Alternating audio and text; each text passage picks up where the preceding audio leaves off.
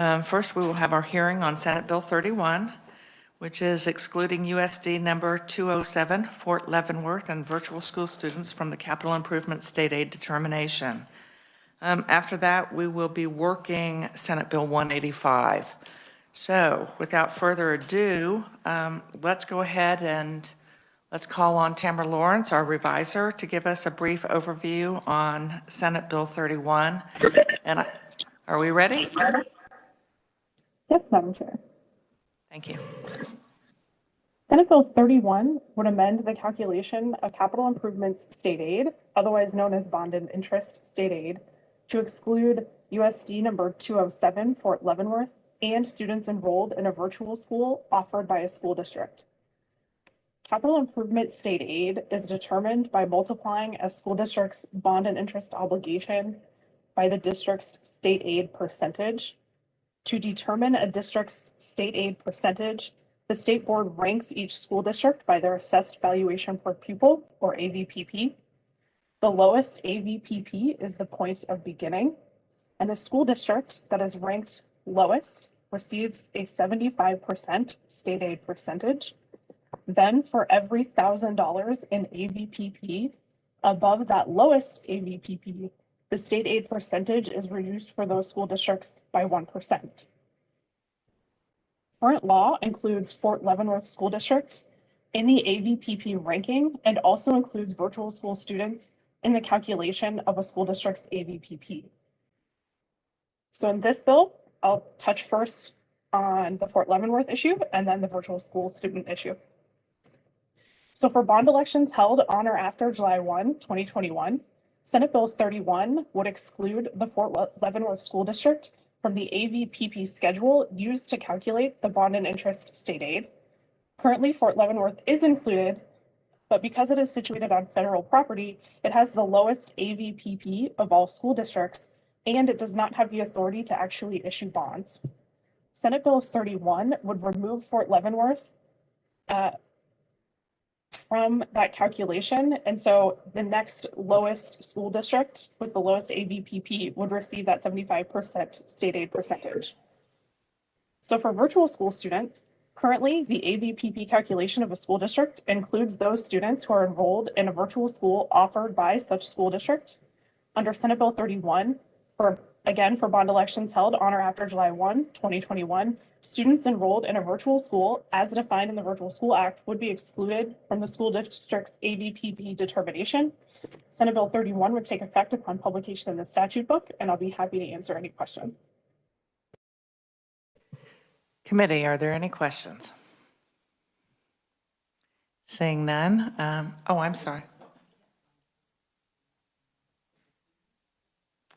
It is there. Another way that you can look for it is if you go to Kansas Ledge and just look for Senate bills, you'll find it there also. Okay, so we are going to move forward. We have several proponents, and I do want the committee to know that this is a bill that we heard last year. In fact, it passed unanimously in the Senate, went over to the House. I don't know what the vote was on that. I thought it got out of committee, but I don't know that it got to the floor. Did it get to the floor? Okay, there we go.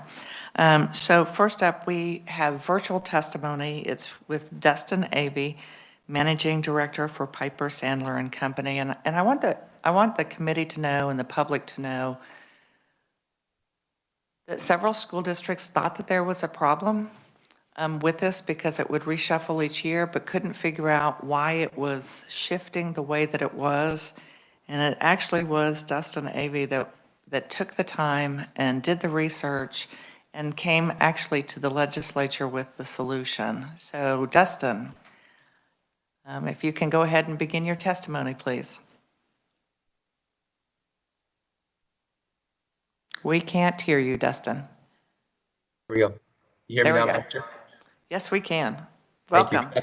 Good afternoon, Madam Chair. Good to see you, committee members. Nice to be in front of you again. And as it was alluded to, we appreciate the opportunity to be in front of the committee a year ago and also this year. As you've heard from the reviser and Tamara, great job on the explanation and the details of the current law and also the proposed bill, I thought it maybe be helpful to just review how is capital improvement state aid applicable to school districts, and how does it differ by school districts, and what is the impact directly as a result of where we were before the law changed and where we are today. So maybe as just an example, so obviously capital improvement state aid is meant to equalize school district based upon assessed valuation per pupil. So when school districts want to build buildings or remodel buildings or make capital improvements, and they need to fund those improvements with a bond issue, that bond issue is subject to voter approval. And so school districts therefore have elections. Once the election gets approved, bonds are issued for a project and financed over a certain period of time, oftentimes 20, 25, or 30 years. State aid or capital improvement state aid is not used for helping build or remodel or pay for projects. Capital improvement state aid is used to help offset the bond payment and therefore offsetting the local mill levy requirement. So for an example, if a school district had an annual bond payment of $1 million and that school district received 25% state aid, the state of Kansas would be paying approximately $250,000 of that payment, and the balance would be paid from local taxpayers. What we need to look at is so obviously there's a mill levy difference or a tax difference, right? So again, hypothetically, if that same district had a valuation of 100 million, okay, the mill levy without that state aid would be 10 mills, okay? The mill levy impact when we equalize that district is now 7.5 mills, okay? So there is a local tax impact as a result of the law. So I think it's important as we think about the proposed changes, we also then recognize the differences between where we were before 15 and why the change was made in 15. And I don't know that anybody who's either listening or in the room would disagree that the intent of the change in 15 is appropriate. I think that the intent was to provide a better way for the state to manage the budget related to capital improvement state aid. So I think the intent of the law is correct. And until you actually start practicing the law, that's when you kind of figure out is all the variables and the changes being made, is it appropriate and is it working? And so that's why we've started obviously the evaluation process and came before the legislature a year ago to propose some changes that would fix the law that we think works. But if we look at, I guess first of all, not every school district gets capital improvement state aid. Okay. In fact, there's as a revisor had indicated, we measure whether school districts are eligible for capital improvement state aid by wealth in Kansas. That's kind of the model that we've been using to evaluate and determine wealth for each school district. And that wealth, as alluded to earlier, is based upon assessed valuation per pupil. So when we look at the pre-2015 law, what we did is we took the wealth factor, right, the assessed valuation per pupil for all Kansas school districts, and we developed what a median was, and we compared everybody to that median. So if I belong to a school district where my wealth or my assessed valuation per pupil equaled the median, I would get 25% of my annual bond payment paid for by the state. If I were 1,000 poorer than the median, I would get 1 percentage point more. If I was 1,000 wealthier than the median, I get 1 percentage point less. So what's interesting about this, I think the concept here is, again, every school district across the state is different. Everybody has a different assessed valuation per pupil or wealth factor. And it was a way for us in Kansas to compare districts and appropriately equalize school district based upon that factor. So the change in 15 then taking a step, well, let me give you a couple statistics real quick, and this is also my testimony that you may have before you. If we look at school districts who were eligible for capital improvement state aid under the prior law, so before the 2015 law change, there were 200 school districts eligible for that under that formula in 2015-16. Today, there's about 185. Okay, so again, pretty consistent, right? We've lost a couple school districts based upon what's happened with their valuation and their enrollment, et cetera. But for the most part, pretty consistent. So again, in 15, we just said we need a better system or better formula for being able to manage the state's expense related to capital improvement state aid. And so therefore, we didn't change how we determined wealth. Okay, so that is still assessed valuation per pupil.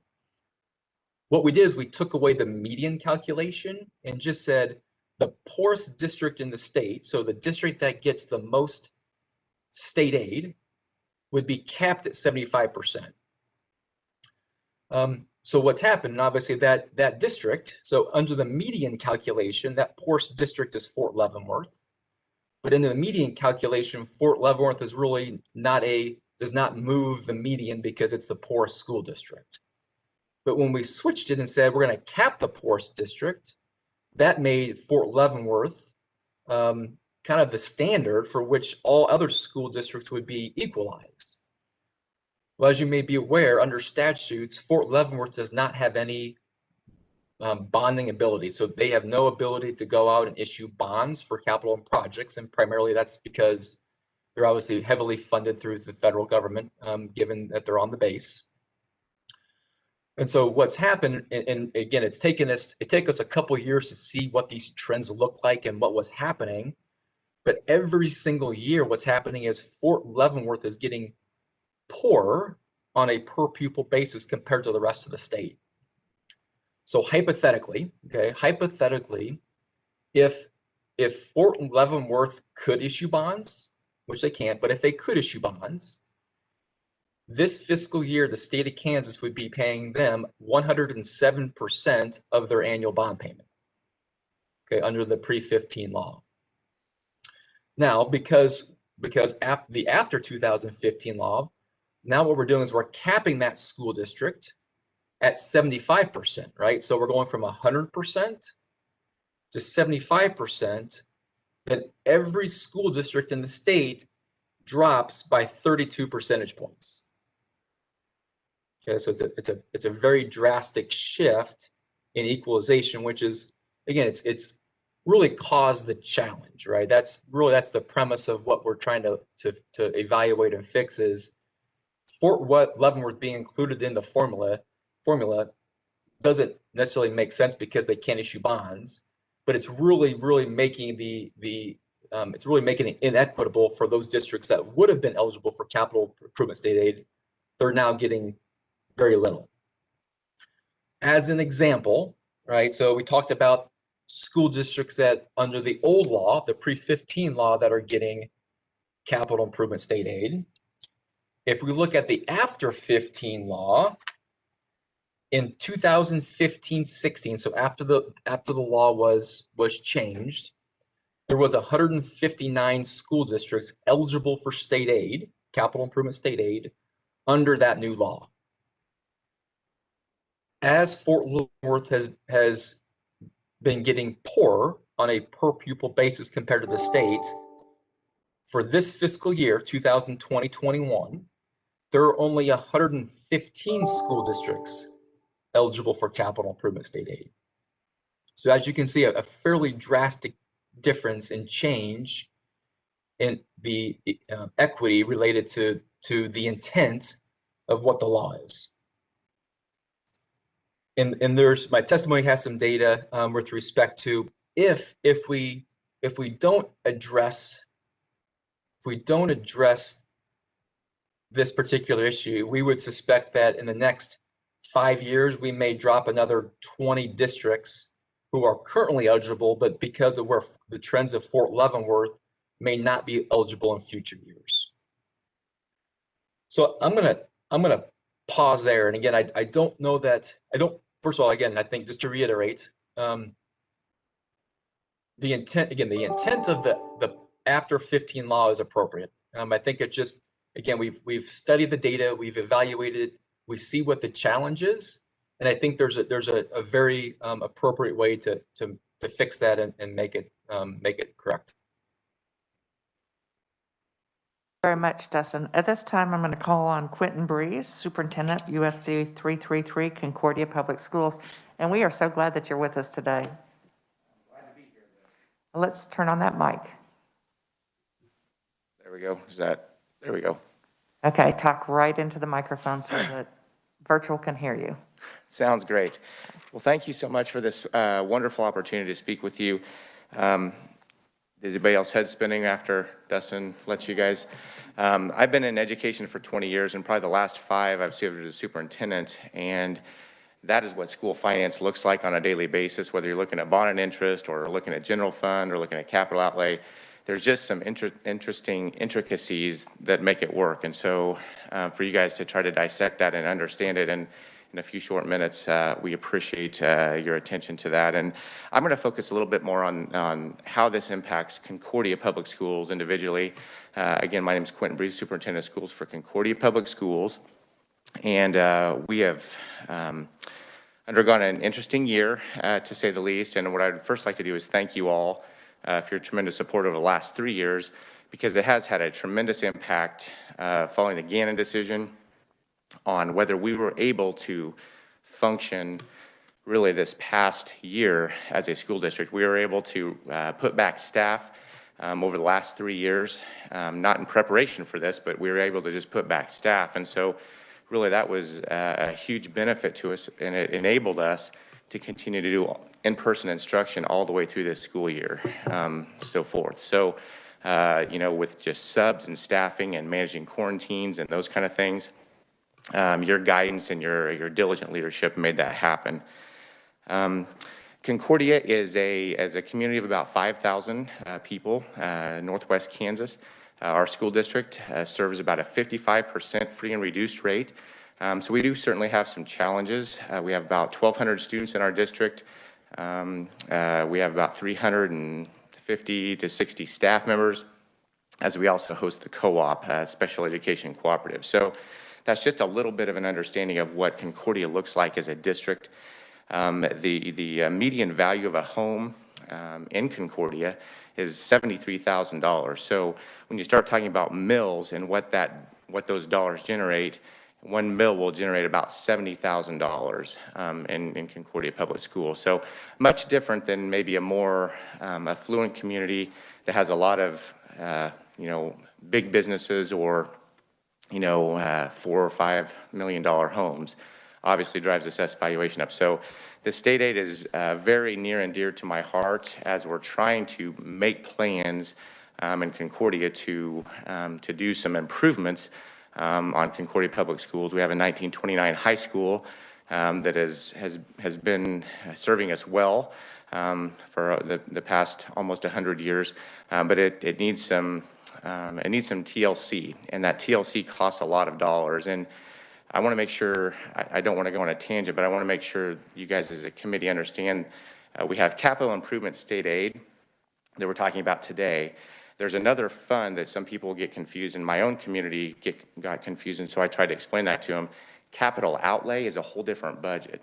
And so for instance, capital outlay is what we currently use to maintain our facilities. Capital outlay in Concordia, Kansas, we do the max there. We assess our taxpayers, our local tax base, 8 mills.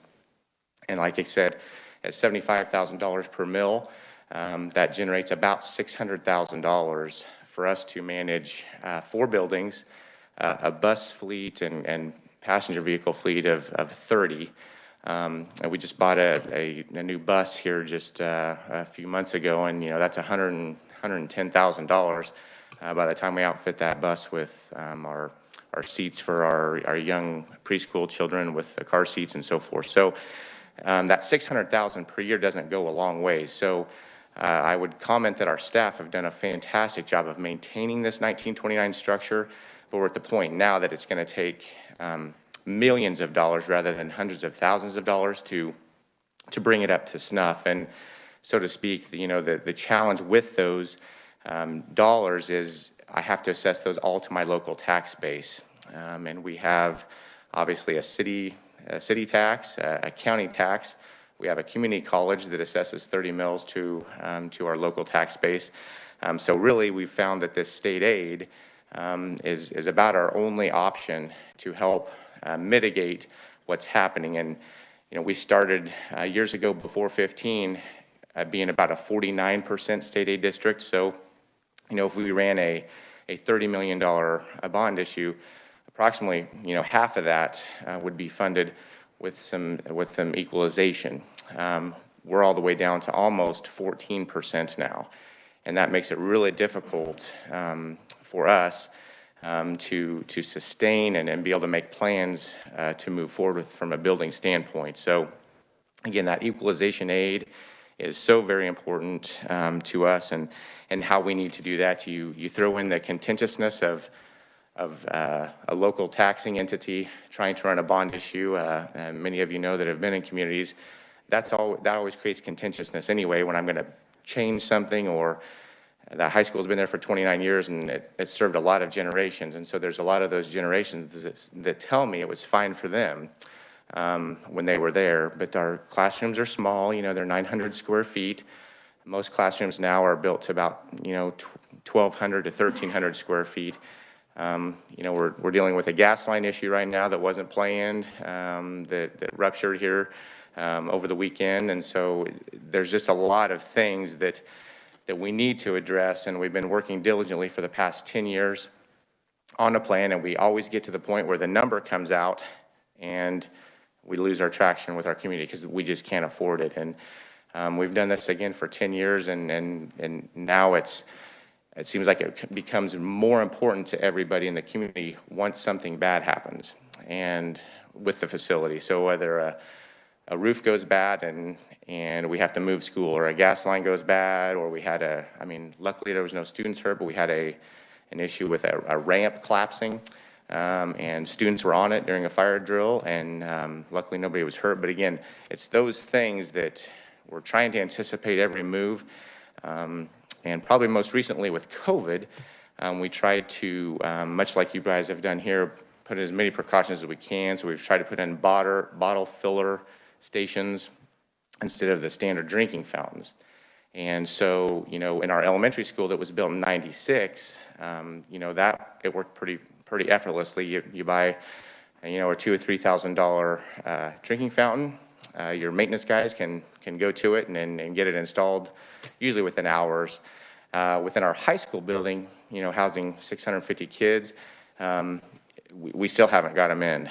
And it's as you try to install stuff into 1929 infrastructure, we've just run into trouble after trouble after trouble, whether it be asbestos, then a drain pipe caving in, and those things are really challenging. So that's really the sense of urgency that I have before you today as we work through those challenges.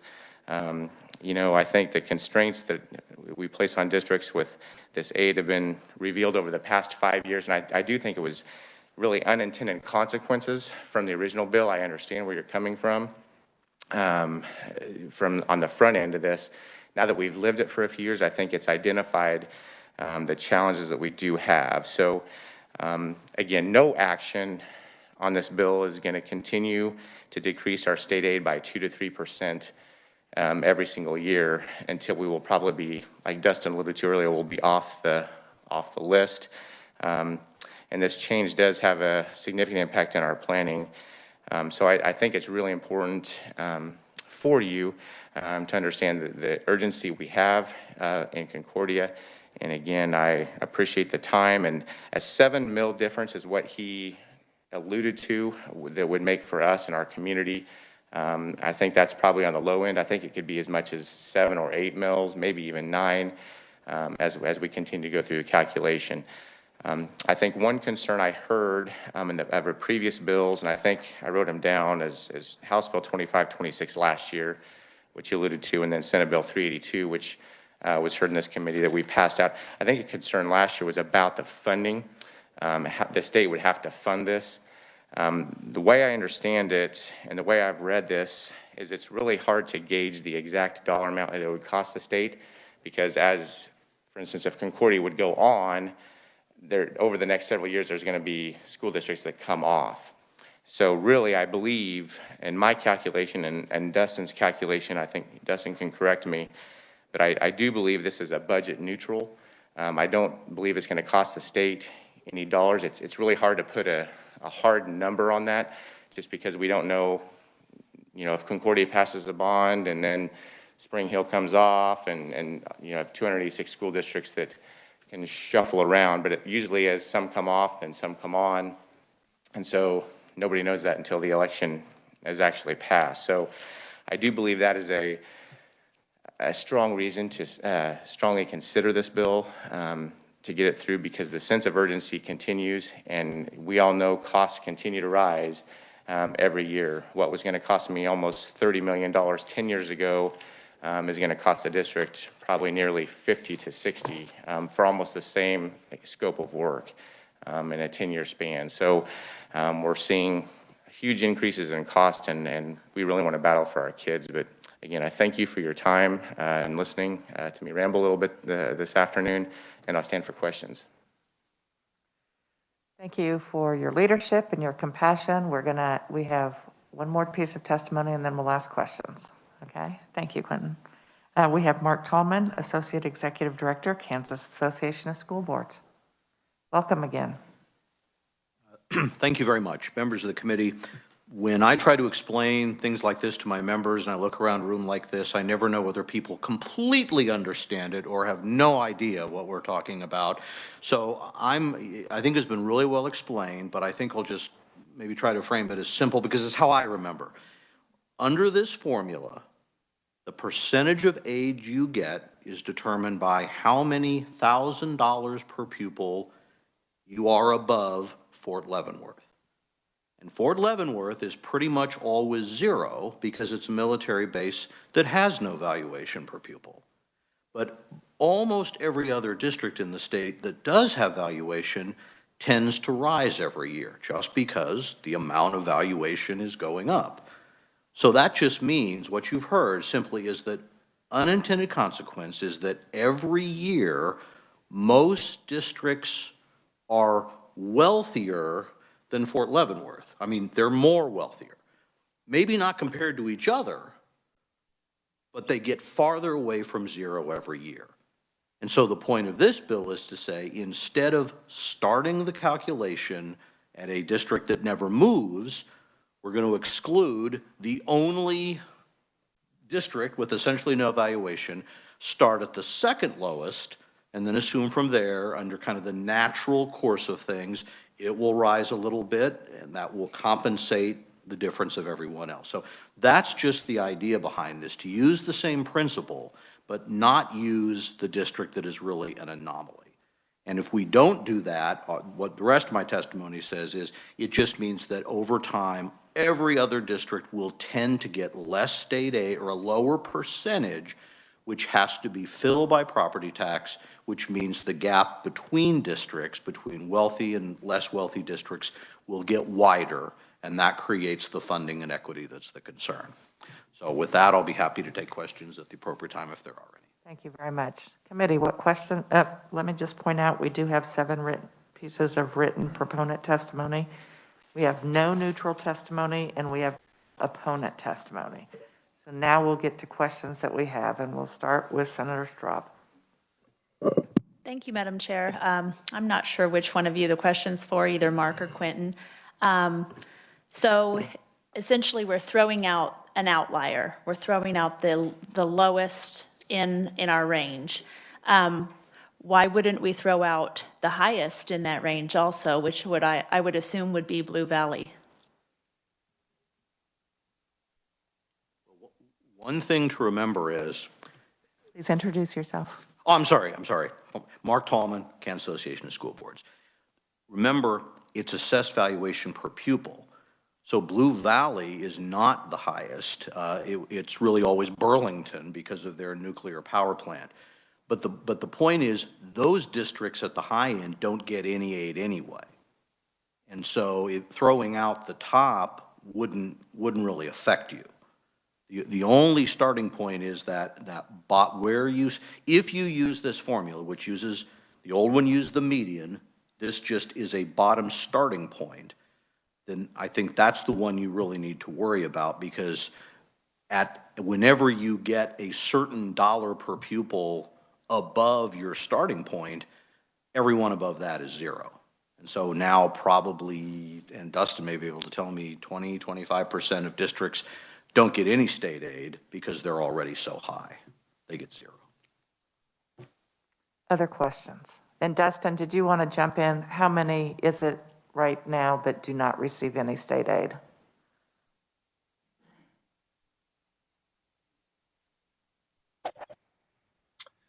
Again, Dustin Avey with Piper Sandler. Under the current law, there are only 115 school districts that are eligible to receive state aid.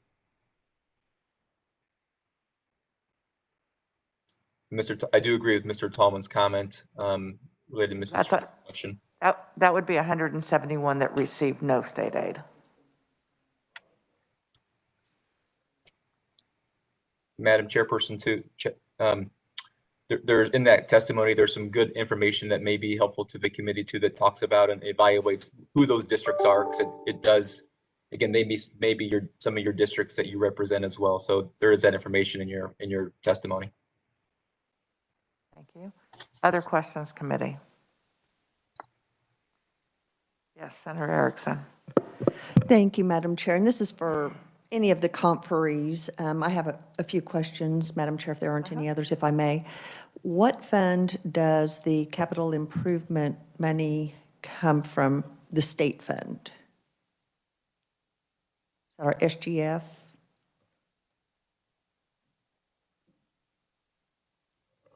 Mark Tolman from KASB. I believe it is a demand, well, JG could tell you, it is a transfer from the general fund. So it kind of comes from the general fund, but it's a transfer before you start appropriating. So it comes out kind of before it gets into the general fund, or it's the first thing taken out, I believe. JG, can you verify that for us, please? We can't hear you.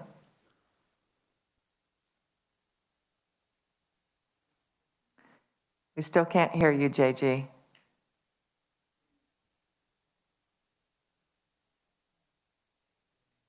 Can you hear now?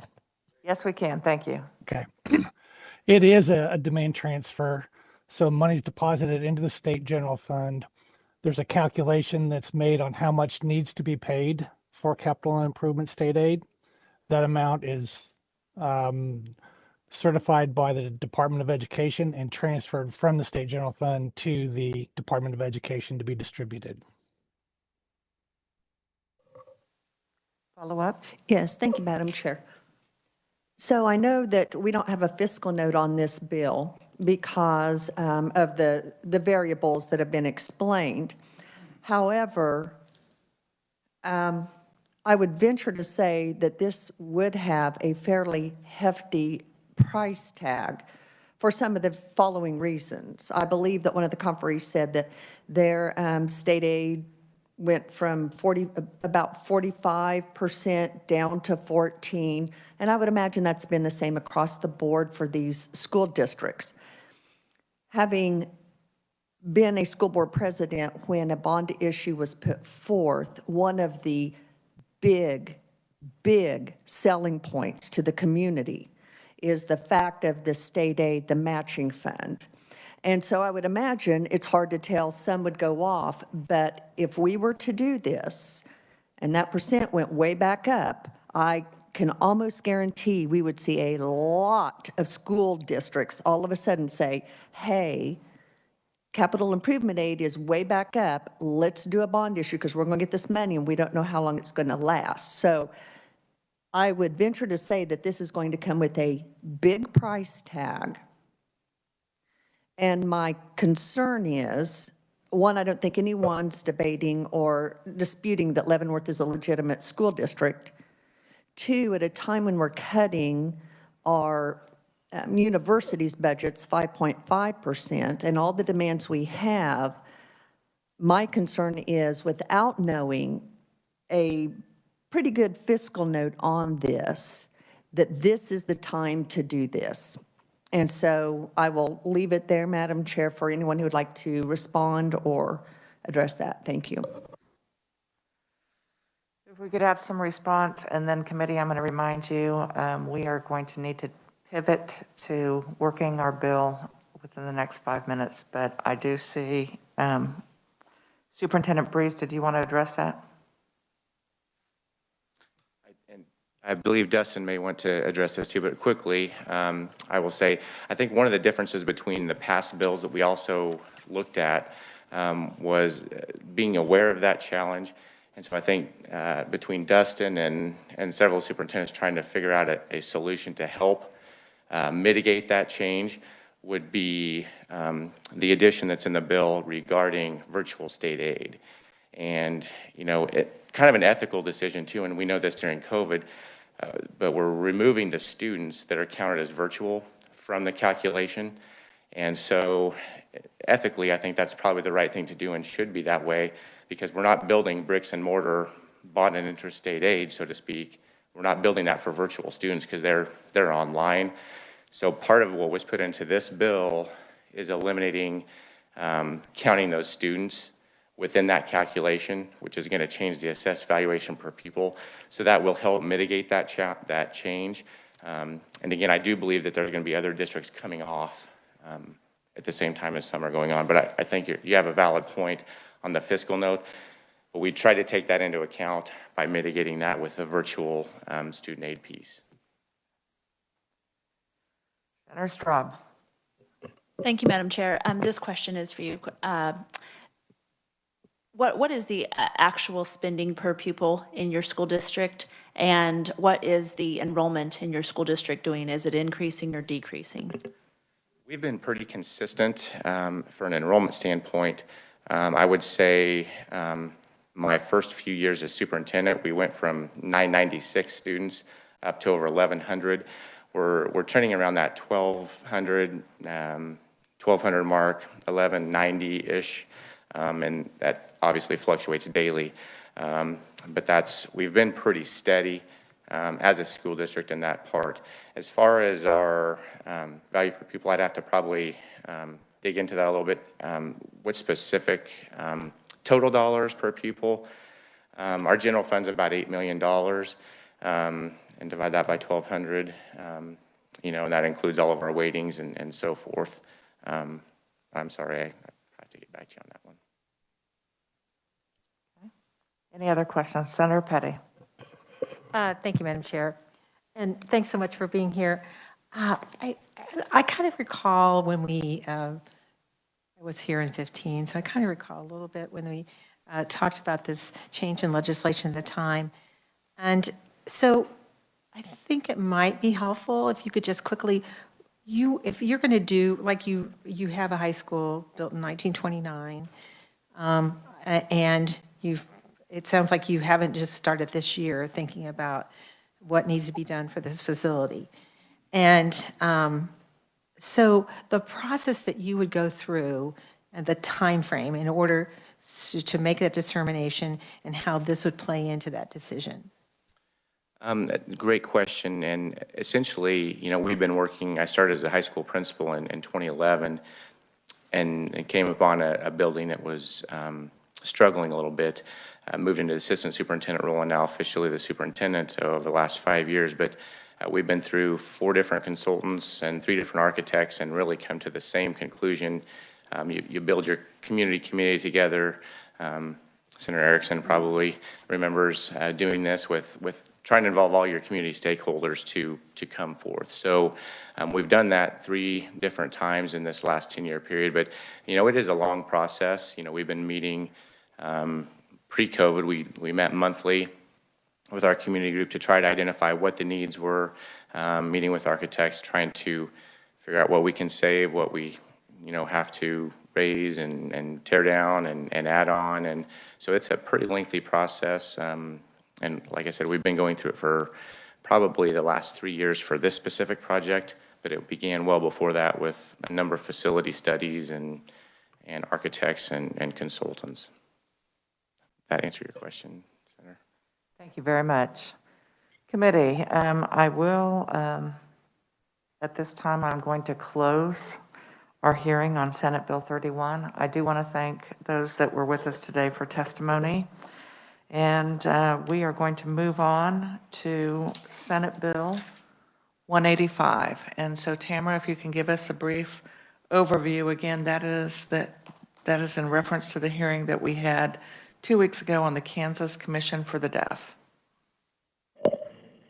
Thank you, Madam Chair. Senate Bill 185 would clarify the registration requirements of sign language interpreters with the Kansas Commission for the Deaf and Hard of Hearing. The bill includes provisions related to the registration of interpreters, renewal registrations for interpreters. It would allow for a criminal history record check. It would provide for the denial, suspension, or revocation of interpreter registration. It provides rule and regulation authority for the commission. The bill also provides for the communication access services, service providers, and interpreter service agencies. It also establishes the Commission for the Deaf and Hard of Hearing Fee Fund and clarifies the commission's powers and duties. And with that, I'll be happy to answer any questions. Committee, what questions do you have at this time? I'm not seeing any questions. Senator Petty. I don't want to be out of order here, but I just wanted to clarify, under the bill that you just closed, were there only proponents, no opponents? Yes, we had no neutral and no opponents. Thank you. That's correct. So committee, we are, right now, we are working on Senate Bill 185. If you need to pull that up, take a look at it.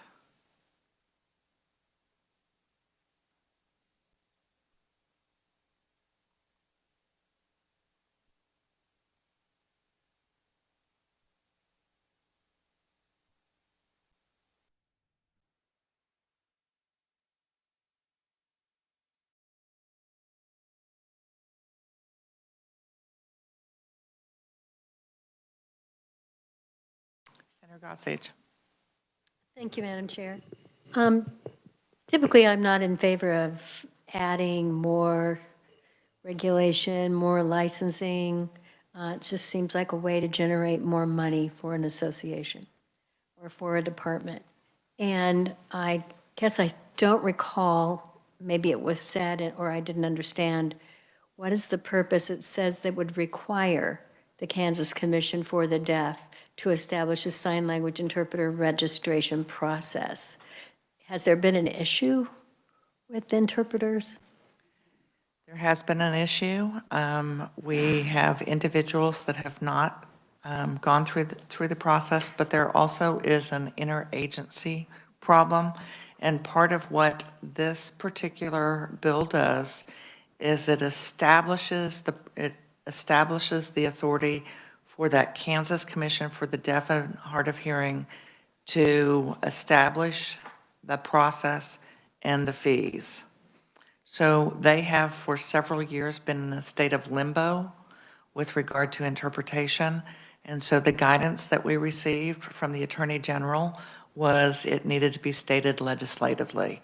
And so that's why we do have this bill before us. Now, with regard to why we want to have a registration, it would be so that we know that the individuals have gone through the process and they have the appropriate training. And so if school districts, if our courts, if our hospitals, if law enforcement are wanting to hire someone, it is someone that has those credentials. But, and if I may, Yes. but if someone decided, like in their church, they have a local person, she has 3 children that are deaf, she's going to offer deaf in the deaf service, she wouldn't be in trouble, the church wouldn't be in trouble. No, they would not. And we did have that in testimony.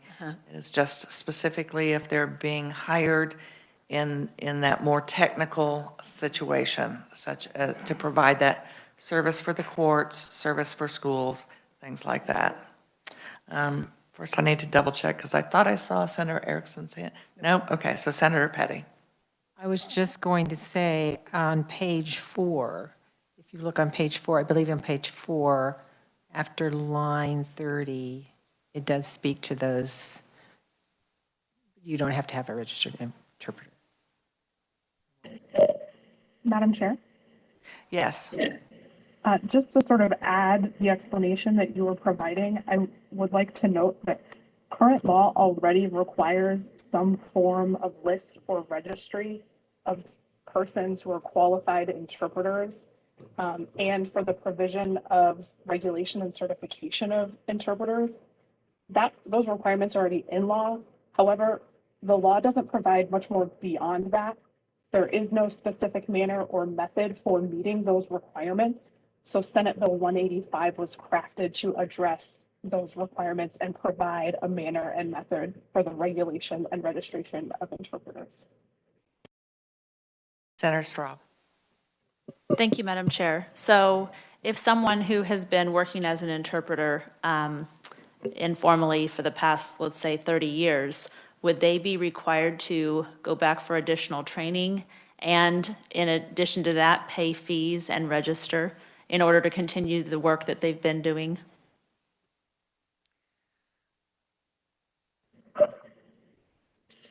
I think, Tamara, does it matter what the context of the work they're doing? If they are interpreting pursuant to state or federal law, they should be a registered interpreter. And that the requirements for that registration would be established by the Kansas Commission for the Deaf and Hard of Hearing.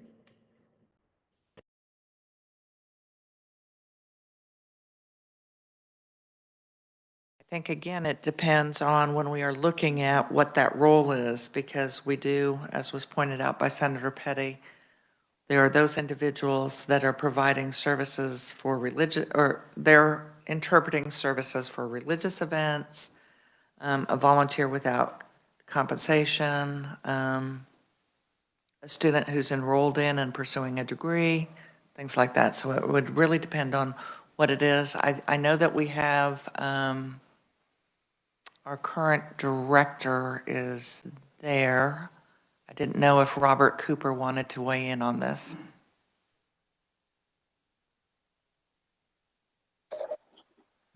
I'm just here to answer any questions that you have. So I think we're on a good path. Really, all the interpreters, we already have them in the system. There's not going to be a change to that. We want to make sure that the new interpreters that are coming in show that they have the skills and the qualifications to be able to do the job. The school districts have done a really good job of taking care of their own. So there's a few different places that we have seen that we need to get around working with these interpreters.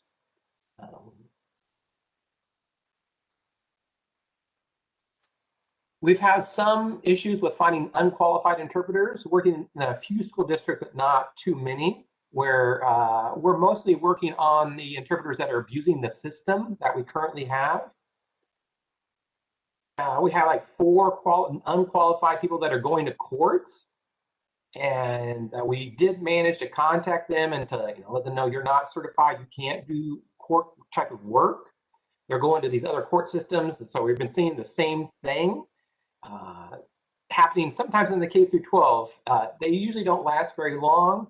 The school districts will get them out of there pretty quickly, but it can make a big impact if they're not. But we're mostly looking at the new people coming in and to seeing what opportunities that we have to gain more interpreters here in the state. Any additional questions? Committee, do I have a motion to pass out Senate Bill 185? Madam Chair, I'll make a motion to pass out Senate Bill 185, favorable for passage. I have a motion from Senator Petty. Do I have a second?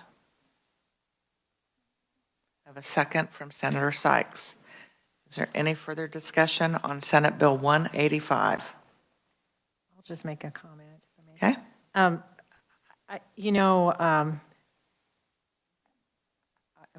I'd say I'm probably the oldest person in this room, so I'll just take that as a lead there. And so, in the last 10 years now, anything you watch or anything you go to or anything that you've participated in, we have interpreters. And that's, for me, that was suddenly like, oh, there's always an interpreter. And the expectation is that, I'm not hearing impaired, and I have no one that's hearing impaired in my family. So, but for those that are, the expectation is that that's the person providing that service is competent and has met certain standards. And I think that this legislation just really does not negate those, in your local church or in a neighborhood meeting, or that you would have someone that doesn't negate that being possible, but it does put in standards so that our deaf and hearing community can make sure that qualified services are being offered when it's very important, like was mentioned in court cases or in school settings. And so I'm sure no matter what committee you're sitting in right now, other than education, you're probably looking at something about regulations. And this is just another area that it just shows that, it's for the well-being of everyone, that there should be some rules and regulations in place for it. And the same is true for sign language. And I will simply add this. When we look on page 10 of this bill, line 29, it says, provide for a program of statewide coordination for communication access services and service providers. And one of the reasons I think that this is interesting, it's just 2 little lines in an 11-page bill. But it was not until we had this bill on the Senate floor last year that for the first time we had an interpreter on the Senate floor, so that those that were deaf and hard of hearing that were in the audience could actually understand what it was that we were saying and doing during the floor debate. And then you fast forward just a few weeks, and we had the announcement of the shutdown of the state for COVID. And that is when we began in our state actually having interpreters for the press conferences that the leaders in our state were having. It was not until we had COVID. And I do believe that us having the hearing and working the bill last year and actually having interpreters on the Senate floor, that was brought to the public attention, and it was only after that that we had those interpreters that were there for the press releases. In fact, when there was a press conference about a proposal to merge DCF and KDADS last year, and keep in mind that the commissioner works in KDADS, they did not have an interpreter there for that press conference last year.